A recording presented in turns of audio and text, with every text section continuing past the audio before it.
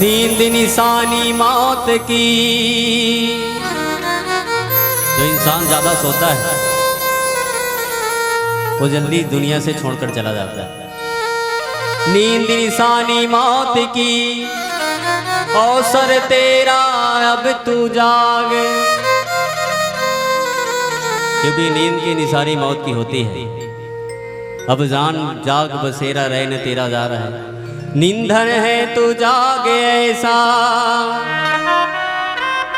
क्योंकि दुनिया में ज्यादा इंसान को सोना नहीं चाहिए, क्योंकि इंसान कभी कभी ऐसा सोता है। आज के बच्चों की सोने की दिशा बदल गया है। लोग 8 बजे 7 बजे 9 बजे 10 बजे तक सोता है। शास्त्रों में लिखा गया है जो इंसान 4 बजे उठ जाता है और 4 बजकर जो उठकर नहाता है, स्नान करता है और जो भगवान सूर्य को अर्घ्य देता है, उसकी उम्र धीरे धीरे बढ़ जाता है। जो सुबह सुबह उठकर नहाता है उसे लाख रुपए की दवाई की काम करता है। नींद निशानी मौत की, अब जागरण आया है। क्योंकि जिंदगी में ज्यादा इंसान को सोना नहीं चाहिए, क्योंकि जीवन में कभी कभी हमारा जीवन कब समाप्त हो जाए इसका कोई भरोसा नहीं। समय मिला है उसका उपयोग कीजिए आप, और ऐसे उपयोग कीजिए कि दुनिया में आपका नाम हो जाए। काम ऐसे कीजिए कि दुनिया में नाम हो जाए। ऐसा काम करना चाहिए इंसान को कि दुनिया में नाम हो जाए। निर्धन कहे धनवान सुखी, धनवान कहे सुख राजा को। निर्धन कहता है मुझसे तो ज्यादा धनवान सुखी है। धनवान से पूछा गया भैया आप सुखी हैं क्या? धनवान ने कहा मैं तो सुखी नहीं हूँ, क्योंकि मैं जितना पैसा रखा हूँ इनकम टैक्स का मुझे टेंशन हो रहा है। मेरे पास इतना पैसा है कि मेरे घर में डाका डलने का मेरे को यही सोच रहा हूँ, शायद मेरे घर में डाका ना पड़ जाए। बैंक में जमा करता हूँ तो सरकार शायद छापा ना मार दे। इसलिए निर्धन कहे धनवान सुखी, धनवान कहे सुख राजा को। राजा कहे इंद्र सुखी। राजा को पूछा गया राजा जी आप सुखी है क्या? राजा ने कहा मैं नहीं सुखी। कौन सुखी महाराज? फिर राजा कहे मैं मुझसे ज्यादा सुखी तो इंद्र है। राजा कहे इंद्र सुखी। इंद्र को पूछा गया आप सुखी है क्या? इंद्र ने कहा मैं कहाँ सुखी, मुझसे ज्यादा सुखी तो ब्रह्मा जी महाराज है। इंद्र कहे ब्रह्मा सुखी सुख शंकर को। ब्रह्मा जी महाराज कहे मैं ना सुखी, मुझसे ज्यादा सुखी तो शंकर है। शंकर से पूछा गया आप सुखी है क्या? भगवान शंकर कहने लगे भैया मैं सुखी नहीं हूँ, मुझसे सुखी तो भगवान विष्णु हैं। जो अमलात्मा महात्मा जिनके चरणों में जाते हैं ऐसे भगवान विष्णु हैं। विष्णु भगवान को पूछा गया नारायण को, नारायण जी आप सुखी है क्या? नारायण ने कहा भैया मैं कहाँ सुखी। नारायण ने कहा मैं कहाँ सुखी, सब दुखी दुखी बताए। फिर तुलसीदास जी ने विचार करके कहा, तुलसीदास विचार करे हरि नाम बिना दुनिया दुखी। तुलसीदास जी महाराज कहते हैं कि दुनिया में हरि नाम के बिना आपके पास लाखों संपदा हो, तीनों लोग 14 भुवन में आपके पास भजन करने वाला हो। क्योंकि आपने देखा होगा रावण के पास कितनी संपत्ति थी, जिनके सामने भगवान शंकर स्वयं पूजा कराने के लिए जाते थे। ब्रह्मा जी महाराज जिनके घर में वेद पाठ करने के लिए जाते थे। वरुण कुबेर देवता अग्नि देवता जिनके घर में जल भरने के लिए आग जलाने के लिए जाते थे। ऐसे रावण को भी सुखी क्यों नहीं हुआ? क्योंकि उसके जीवन में राम से बैर किया। कहा गया है कि आप जितने भी दुनिया के जितने भी देवी देवता हैं उससे आप प्रेम कर लो। रामचरितमानस में रावण ने भगवान शंकर को 10 बार अपना सर काट कर चढ़ाया, फिर भी बच नहीं पाया, वो मर गया। रावण ने माता दुर्गा को बार बार पूजने का प्रयास किया, फिर भी रावण मर गया। क्यों? इसलिए क्योंकि रावण एक से द्रोह किया राम से। बोलो सियावर रामचंद्र की। आप शंकर के चरणों में बार बार भी जाइए। अगर राम से द्रोह करोगे तो आपको कोई बचाने वाला नहीं होगा। इसलिए राजा दशरथ जी महाराज कहते हैं कि मेरे जीवन में राम नहीं तो कुछ नहीं। राम राम कही राम कही। इसलिए जीवन में राम का होना बहुत जरूरी है। राजा दशरथ जी महाराज 6 बार राम कहकर मरे हैं, पर प्राण त्याग दिए हैं। कहा गया है राजा दशरथ जी महाराज 6 लोगों के लिए राम कहा। 3 लोगों के लिए राम 6 बार कहा। किसी ने पूछा भैया राजा दशरथ जी महाराज के सामने तो 4 लोग बैठे थे, आखिर 6 बार किन किन के लिए कहा, किसके लिए कहा? तो गोसाई तुलसीदास जी महाराज कहते माता कैकेयी को जब राम का वनवास दिया गया तो कैकेयी को राजा दशरथ जी महाराज कहे कैकेयी आज के बाद तुम्हारा और मेरा संबंध समाप्त, जो राम का नहीं हुआ मेरा हो नहीं सकता।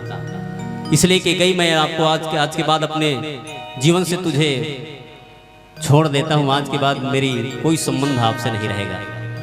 राजा दशरथ जी महाराज कैकेयी को देखा भी नहीं प्राण त्यागते समय। 3 लोगों को देखा, पहले सुमंत, दूसरा माँ कौशल्या और तीसरा माँ कैकेयी।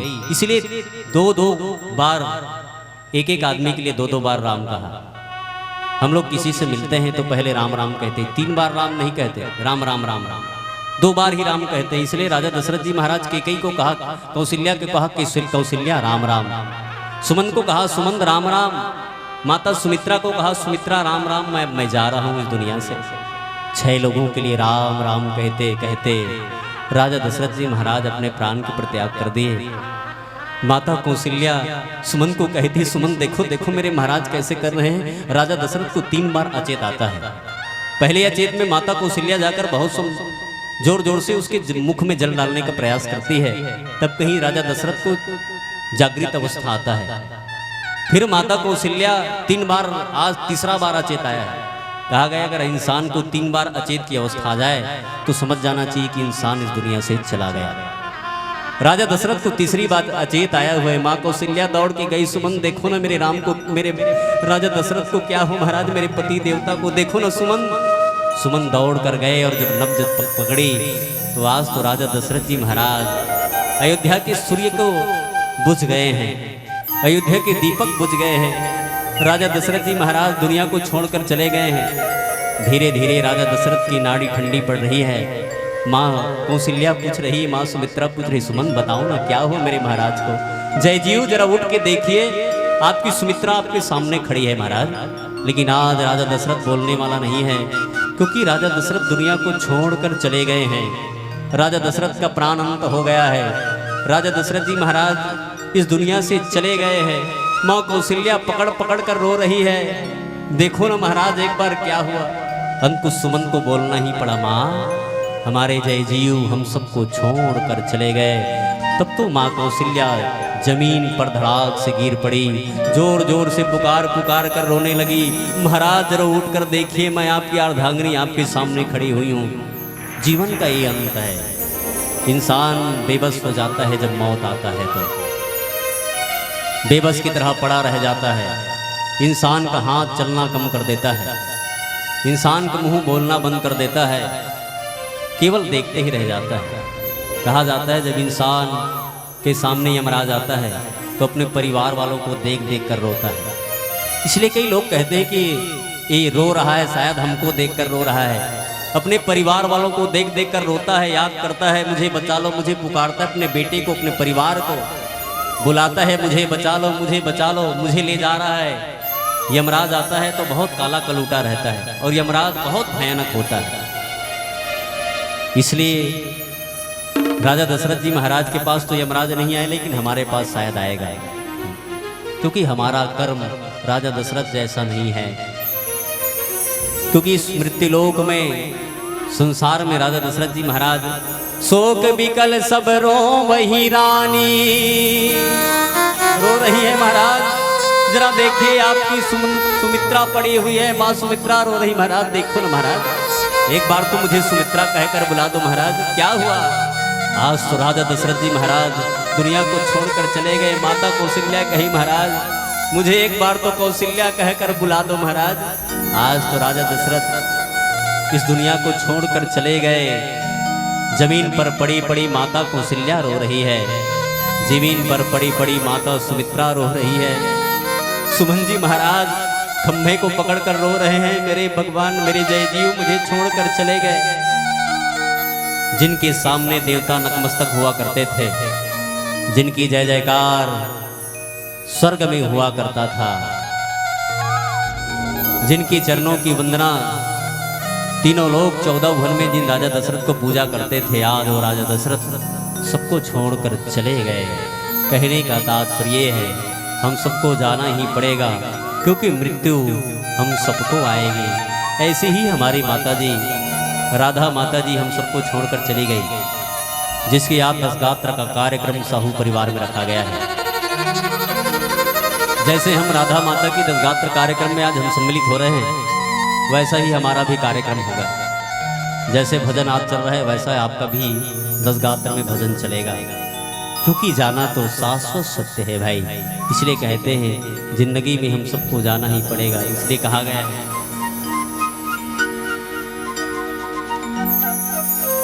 तूने जो कमाया है।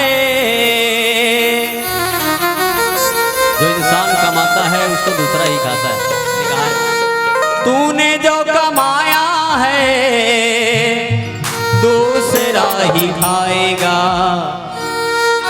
खाली हाथ आया है और खाली हाथ जाएगा। खाली हाथ आया है और खाली हाथ जाएगा। खाली हाथ आया है और खाली हाथ जाएगा। तूने जो कमाया है, तूने जो कमाया है,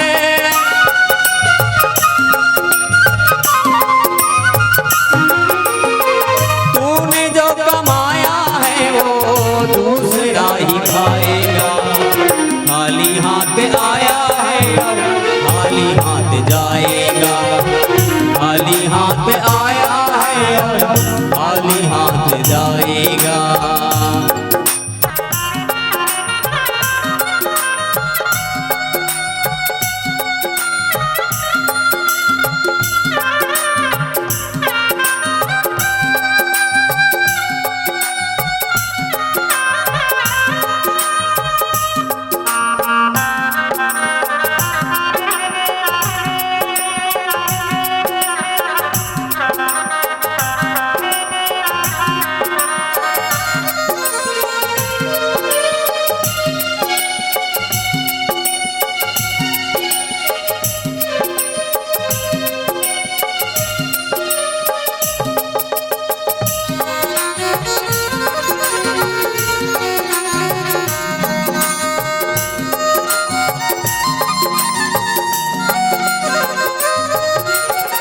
जब तलक ये सांसें हैं तब तलक ये रिश्ता है।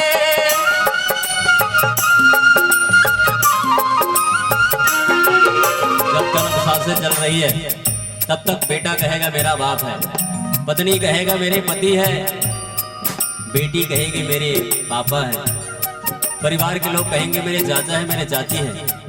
जब तक आपके जिस शरीर में श्वास चल रही है तब तक रिश्ता नाता है, और जैसे ही सांस टूट जाता है इंसान का रिश्ता नाता टूट जाता है। कोई पापा कहने वाला नहीं रहता, कोई बेटा कहने वाला नहीं रहता है। इसलिए कब तक हमारे रिश्ते नाते हैं, जब तक सांस है। इसलिए कहा है जब तक ये सांसें हैं तब तक ये रिश्ता है।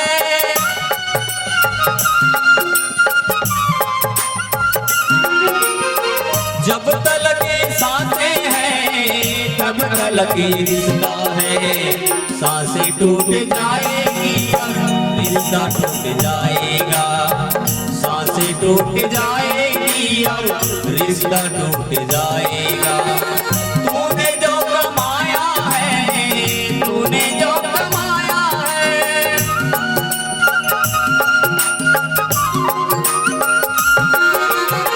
तूने जो कमाया है वो दूसरा ही खाएगा। खाली हाथ आया है और खाली हाथ जाएगा। खाली हाथ आया है और खाली हाथ जाएगा।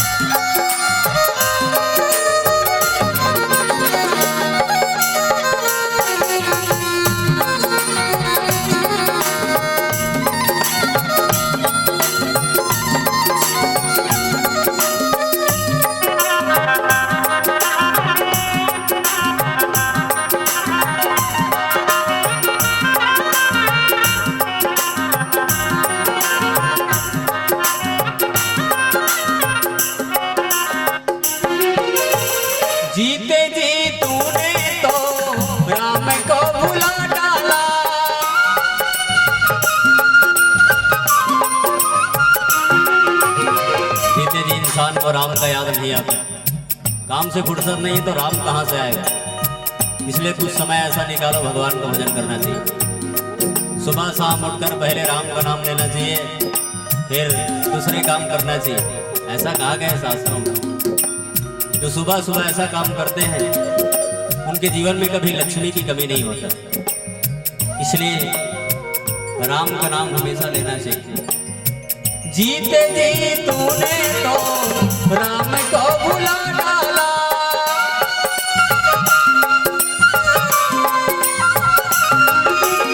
इंसान बुढ़ापे में भजन करेंगे, जवानी में कहता है हम भजन नहीं करेंगे, क्योंकि बुढ़ापा आएगा तो भजन कर लेंगे। बचपन में कोई भजन नहीं करता। याद रखना, मौत कब आएगा इसका कोई भरोसा नहीं है। इसलिए कहा है कि जिंदगी में जीते जी भगवान का भजन कर लेना चाहिए। इस संसार में जो आते हैं परिवार वाले के लिए, पलकों के पर्दे में जिन्हें आप रखते थे, सब रिश्ते नाते ही टूट जाता है। इसलिए भगवान का भजन ही जीवन में सार है। हमारी माता जी, राधा माता जी हम सबको छोड़कर चली गई, जिनका व्यवहार हम सबको यशोदा याद आता रहेगा। इंसान में व्यवहार का सबसे बड़ा महत्व है भाई। आप कितना अच्छा कपड़ा पहने हैं, कितना अच्छा जूता पहने, इसका कोई मतलब नहीं है। मतलब तो इस बात का है कि आपका व्यवहार कितना अच्छा है। इसलिए कहा गया जीते जी तूने तो राम को भुला डाला,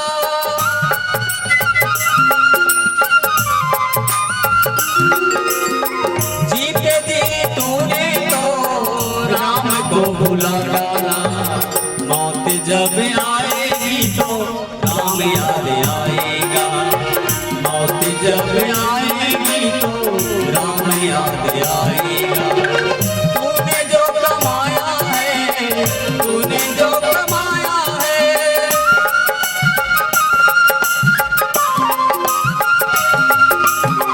तूने जो कमाया है वो दूसरा ही खाएगा।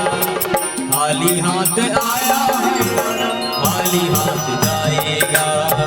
खाली हाथ आया है और खाली हाथ जाएगा। खाली हाथ आया है और खाली हाथ जाएगा। खाली हाथ आया है और खाली हाथ जाएगा। जिनकी चिंता में तू जलता था वही चिता जलाएंगे। जिस बच्चे की चिंता में तो दिन रात जलता है वही तुम्हारा चिता जलाएंगे। जिनकी चिंता में तू जलता था वही सब चिता जलाएंगे। जिन पर रक्त बहाता था वो जल में तुझे बहाएंगे। जिनके लिए तू रक्त बहाता था, रात दिन का मेहनत करता था, वही तुझे जल में बहा देंगे। जिनकी चिता में तू जलता था, चिंता में जलता था, वही तुझे चिता में सुला देंगे। कबीर साहब जी महाराज कहते हैं जिनकी चिता चिंता में जलता था और चिता वही जलाएंगे। जिन पर रक्त बहाए जल सम जल में वही बहाएंगे। घर के स्वामी के जाने पर घर की शुद्धि कराते हैं। घर के स्वामी जाने के बाद घर में घर की शुद्धि कराया जाता है। कबीर साहब जी महाराज कहते हैं घर के स्वामी के जाने के बाद घर की शुद्धि कराते हैं। पिंड दान करा के प्रेत आत्मा से अपना पिंड छुड़ाते हैं। क्योंकि जीवन शाश्वत सत्य है। जीते जी तो समय पर भोजन नहीं करवाया। जीते जी कभी बाप को पूछा नहीं। मैंने एक साथी के साथ यात्रा करने के लिए हम दंतेश्वरी गए और दोनों जब माता जी के दर्शन करने के लिए गए तो 500 रुपए की चुन्नी लेकर गया हूँ। मैंने पूछा भाई इतनी महंगी चुन्नी आपने क्यों लिया है? उसने कहा भाई साहब ये चुन्नी मैं माता जी को अर्पण करूंगा और माता जी बहुत खुश हो जाएंगी। मैंने कहा भैया बाप के पास एक पंछा के लिए रो रहा है और आप यहाँ दंतेश्वरी में आकर 500 रुपए की चुन्नी चढ़ाते हैं। माँ रो रही है बेटा मेरे को 10 रुपया दे दो, मेरे को टिकिया खाना है, मीठा खाने के शौक लगता है बेटा, लेकिन शायद माँ के पास 10 रुपया पैसा नहीं है। कहने का तात्पर्य है, कहा गया है जीते जीते समय पर भोजन नहीं कराया, मर जाने के बाद काग बुलाकर रुचि रुचि भोग कराया। मरने के बाद कौवे को बुलाते हैं और बुलाकर उसके श्राद्ध के लिए हम भोजन कराते हैं। कबीर साहब जी महाराज कहते हैं कि जीवन में अगर जीते जी उसको शायद भोजन खिलाते तो शायद तुमको आशीर्वाद देकर जाते। ये हमारे लिए नहीं है, एक बहुत सोचने वाली बात कि आज का जीवन माँ बाप को धीरे धीरे इंसान भूलते जा रहे हैं। माँ बाप को कभी भूलना नहीं, जिसने तुझे जन्म दिया उसको कभी भुलाना नहीं, जिसने तेरे साथ दुख सुख में हमेशा साथ दिया उस बाप को कभी भुलाना नहीं। बाप रोता रोता कहता है बेटा जब तू बचपन में छोटा था तेरे चेहरे तेरे जुबान सुनने के लिए मेरे कान तरस जाते थे, लेकिन आज वही जीभिया से मेरे छाती को छल्ली छल्ली करते हो। आज का बेटा माँ रो रो कर कहती है बेटा अगर दिन भर खाना नहीं दोगे तो चल जाएगा, लेकिन आपका कड़ा जबान मुझे पसंद नहीं आता। बेटे को कड़वा जबान बोलने वाला हो जाता है आज, क्योंकि जीवन में बाप इतने लाड प्यार के साथ बेटे को पोसता है, पालता है। इसलिए कहा गया है चौथे 10वें दिन तक हर एक रस्म निभाते हैं, मृतक के लौट आने का कोई जख्म नहीं उठाते हैं। और लौट के आ जाए कि कोई नहीं सोचता, शायद आ जाए, ऐसा कोई नहीं कहता है। 10 दिन तक हर क्रियाक्रम निभाते हैं। कबीर साहब जी महाराज कहते हैं कि जीवन में शायद ये सब इस दुनिया में आकर लोग निभाते जरूर हैं, लेकिन जो सच्चा साथी है वो केवल राम है। नातों की छन भंगूरी को सतगुरु हमें बताते हैं, उन नातों का मोह न कर दुर्बल तुझे बनाते हैं। क्योंकि जीवन में नातों के क्षण भंगुरता हमें गुरु बताता है। रिश्ते नाते सब टूट जाते हैं। राजा दशरथ जी महाराज भी राम राम कहकर प्राण त्याग दिए। जो पत्नी ज्यादा प्रेम करते थे कब तक जाएगी? कहा गया है स्त्री तेरे जाएगी तो केवल केवल मकान तक, परिवार तेरा जाएगा तो केवल शमशान तक, और बेटा साथ निभाएगा तो केवल अग्नि दान तक। जीवन में कोई साथ नहीं देता और केवल साथ निभाएगा। जीवन में एक ही साथ निभाने वाला है। इंसान जब मर जाता है तो वैकुंठ में जाता है, धीरे धीरे नर्क में जाता है। मैंने पढ़ा था गरुड़ पुराण में, मरने के बाद इंसान के लिए दान करना चाहिए। दान पहले तिल का दान करना चाहिए। तिल में उसे सुलाना चाहिए। कुश के सैया पर जो इंसान मर जाता है, जो इंसान दुनिया को छोड़कर चला जाता है, उसको अगर कुश की सैया पर सुलाया जाए तो जीव को मोक्ष मिल जाता है। गौ माता के गोबर में लिपा हुआ इंसान को अगर गोबर में लीप कर उसे सुलाया जाए तो उसे मोक्ष मिल जाता है। और उसके नाम से अगर तिल का दान किया जाए, क्योंकि भगवान कृष्ण को भगवान नारद जी महाराज पूछते हैं भगवान जीव को मोक्ष देने का उपाय क्या है? जो इस संसार में ज्यादा पाप करते हैं उसको कैसे मोक्ष मिलना चाहिए? तो भगवान नारायण जी नारद जी महाराज को कहते हैं नारद अगर जीव को मोक्ष पाना है तो पहले गौ माता के गोबर से जो इंसान दुनिया को छोड़कर चला जाता है उसको उस गौ माता के गोबर में लेप कर उसके पहले सुलाया जाए। अगर इंसान को अगर शमशान घाट ले जाया जाए तो पहले उसके कुश के आसन में सुलाया जाए। तिल के बिछौने में उसको सुलाना चाहिए, 2-4 तिल छिपकर, या उसके नाम से तिल का दान करना चाहिए। और जो ऐसा करते हैं भगवान से पूछा गया भगवान ये तिल क्या है? भगवान नारायण कहते हैं ये तिल ही मेरे शरीर से निकला हुआ क्या है? मेरे शरीर से निकला हुआ पसीना है। भगवान के शरीर से निकला हुआ पसीना कोई है तो वो है तिल।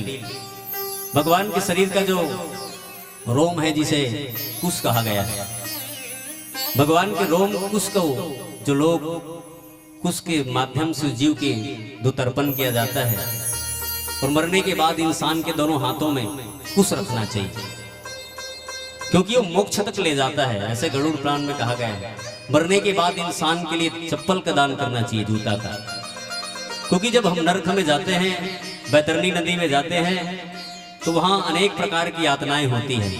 अग्नि से धधकता हुआ लोहा रखा जाता है और उस लोहे में जीव को चलना पड़ता है। जब चप्पल का दान दिया जाता है तो उस चप्पल के माध्यम से, चप्पल के दान के माध्यम से उस जीव को शांति मिलता है, वहां उसको मोक्ष प्रदान होता है। छत्ते का दान करना चाहिए, छत्ता, क्योंकि जब हम चलते हैं जाते हैं, हम यमलोक में जाते हैं तो अनेक यातनाएं हैं और वहां इतनी ज्यादा तेज गर्मी है कि जीव सहन नहीं कर पाता, इसलिए उसको छत्ते का दान करना चाहिए। जो छत्ते का दान करता है जिस जीव के लिए, उस जीव को वहां छाया मिलता है। इसलिए शास्त्रों में कहा गया है जो दान हमारे में नहीं किया जाता, ब्राह्मणों में शायद ये सब किया जाता है। अन्न का दान किया जाता है, चप्पल का दान किया जाता है, छाता का दान किया जाता है, सैया का दान किया जाता है। सैया का दान अगर आप करोगे तो आपको अच्छा सोने को मिलेगा, वहां आप जैसा दान करोगे वैसा मिलेगा। इसलिए राजा दशरथ जी महाराज जब दुनिया को छोड़कर गए तो राजा दशरथ के लिए भी तिल का दान किया गया। एक तिल का दान अगर इंसान करे तो 100 भार सोने का दान का महत्व बताया गया है। और 100 भार सोने का महत्व कितना होता है? इंसान सोना लेने इतना कठिन हो गए, आज के 75-80 हजार रुपए तोले हैं। इसलिए एक अगर तिल का दान किया जाए तो उसे 100 भार सोने का दान का पुण्य उसे प्राप्त होता है। इसलिए जीव को तिल का दान करना चाहिए। तिल दान जो करे वैकुंठ जरा सिधाए, जो तिल का दान करता है उसे वैकुंठ मिलता है, इसलिए दान करना चाहिए। राजा दशरथ जी महाराज की तीनों रानियां रो रही हैं। धीरे धीरे आवाज अयोध्या की गलियों में गई। अयोध्या वासी जहां खड़े थे वहीं खड़े रह गए, क्योंकि राजा दशरथ जी महाराज दुनिया को छोड़कर चले गए हैं। चारों तरफ अयोध्या में सन्नाटा सा छा गया। जिस राजा दशरथ की इंतजार अयोध्या वासी किया करता था, आज वो राजा दशरथ हमेशा के लिए सो गया।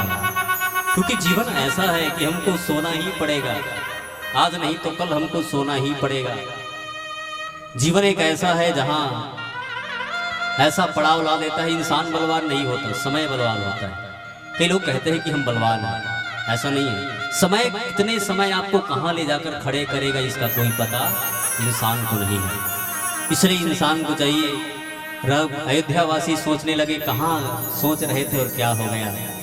राम 14 साल के वनवास, भरत जी महाराज निहाल और राजा दशरथ जी महाराज मरणासन में हम सबको छोड़कर चले गए। जिस जगह थे अयोध्यावासी उसी जगह रोते रहे। जो तालाब में थे तालाब में रोना चालू किया, जो सरयू की घाट में थे सरयू की घाट पर रोना चालू किया, जो अपने घर में थे चौखट पर रोना चालू किया। चारों तरफ मातम का मंजर से छा गया पूरा अयोध्या। चारों तरफ ऐसा लग रहा है जैसे अयोध्या में दुख की बादल उमड़ उमड़ कर आ रही है। अयोध्या चारों तरफ से रो रही है। राजा दशरथ जी महाराज गारी सकल के कई देही, माता के कई को सब गाली दे रही है। के कई है जिनके द्वारा ही हमारे राजा दशरथ को इस दुनिया को छोड़कर जाना पड़ा। अगर के कई 2 वरदान राजा दशरथ को ना मांगती तो शायद ऐसा दिन देखने को नहीं मिलता। ये केवल कारण है तो के कई है, और ऐसे के कई को मर जाना चाहिए। कहा नयन विहीन दिन जग जेही, के कई को गाली देने लगे कि कई तूने अयोध्या को नयन विहीन कर दिया। जैसे कोई आदमी कि आंख होता है और कहीं जगह टकरा कर उसके दोनों नेत्र चला जाए तो अपने आप को बड़ा दुर्लभ महसूस करता है। इस संसार में कहा गया जिसके पास शरीर है वही सबसे बड़ा धनवान है। एक आदमी एक फकीर के पास गया, महात्मा के पास गया और महात्मा से कहा महात्मा जी मैं बहुत अमीर आदमी होना चाहता हूँ, महात्मा ने कहा बेटा अमीर आदमी होना चाहते हो तो एक बहुत बड़े मालगुजार को, बहुत बड़े व्यापारी को मैं जानता हूँ। उस गरीब आदमी ने कहा महाराज जी व्यापारी क्या करता है? महाराज जी ने कहा बेटा वह व्यापारी शरीर लेता है और शरीर बेच देता है। महात्मा जी से पूछा वो गरीब आदमी, महात्मा जी ये मेरे शरीर में कितने में बिक जाएगा? महात्मा जी ने कहा बेटा तुम्हारा शरीर 1 लाख में बिक जाएगा। उस आदमी ने कहा महात्मा जी अगर मेरा शरीर बिक जाएगा तो क्या मुझे काम करने की आवश्यकता नहीं पड़ेगी? महात्मा ने कहा बेटा अगर शरीर बेचोगे तो वहां तो काम करना ही पड़ेगा।